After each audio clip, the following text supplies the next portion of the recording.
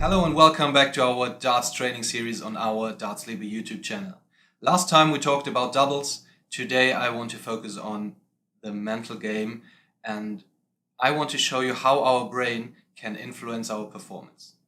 Maybe you've already asked yourself the question why we often perform significantly better in our practice sessions than in actual matches. And in my opinion, this has two main reasons.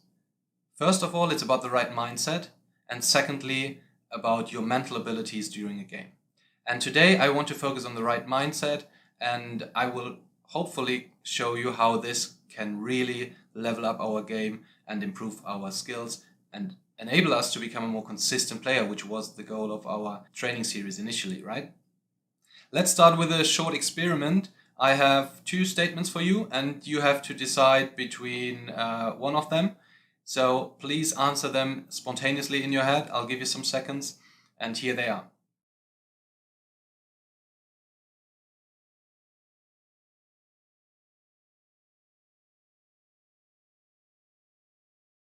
So if you chose the first statement, congratulations, you're already on a good way.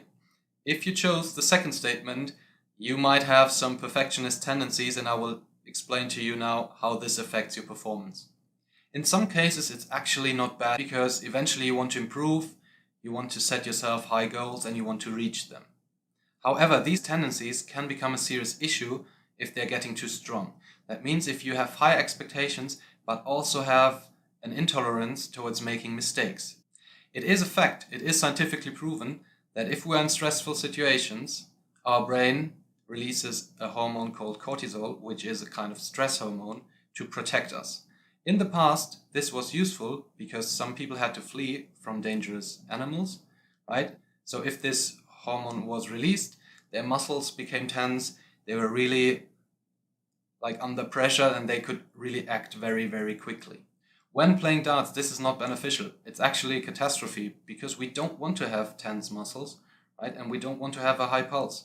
We want to be calm and relaxed because we want to perform consistently, right? We want to hit our segments, we want to hit the doubles, and therefore we need to concentrate, we need to focus. And if we are in these situations in a match where we, for example, are very close to win the game and we just have to hit a double, then we need to be calm, we need to be relaxed. If we are under pressure and if our body releases the stress hormone, we will become tense and probably nothing will work anymore.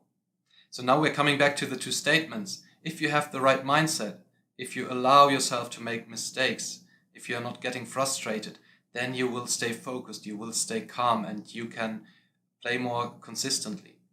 Now, some of you might argue that you need to have high expectations to actually improve, right?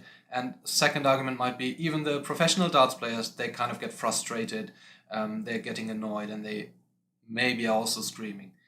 This is actually true, but it still doesn't mean that you cannot have the right mindset, and I will give you an example. Imagine having an average of 60 in your practice sessions, right? Now, imagine going into a match and performing quite well, you reach your average of 60 points. Now, person A could say, well, I'm quite happy that I managed to reach my average of 60 points, but I still want to improve, so I set some goals for the next few weeks, and I want to improve my average. That would be brilliant.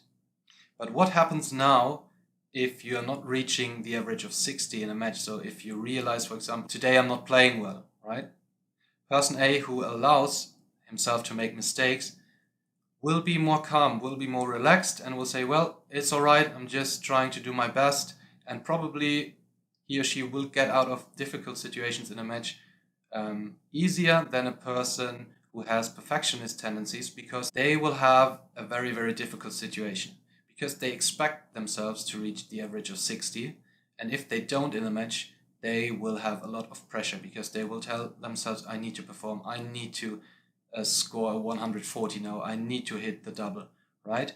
And you now know that this releases stress hormones, and you also know what happens. The muscles become tense and the pulse goes up, and he or she will not be able to perform well in this game anymore. By the way, if you look at Michael Smith, professional darts player, you will see how the mental game can affect your performance. Like 2 years ago, he was like frustrated when he couldn't hit a 180. He was like really, really annoyed when he didn't hit a double field. He changed a lot. And in my opinion, he performs a lot better now. He has the right mindset. He probably also tells himself it's all right to make mistakes, right? I stay calm, I stay relaxed, because I know if I don't, if I get frustrated, I will have a lot of pressure, which will lead to stress, and then I cannot perform consistently anymore. This actually already leads to the second statement a few minutes ago, where I said that also some darts players, they kind of get annoyed and frustrated. Yes, that's still true, but you can also see that they don't perform consistently anymore if they are constantly complaining and are frustrated about their performance.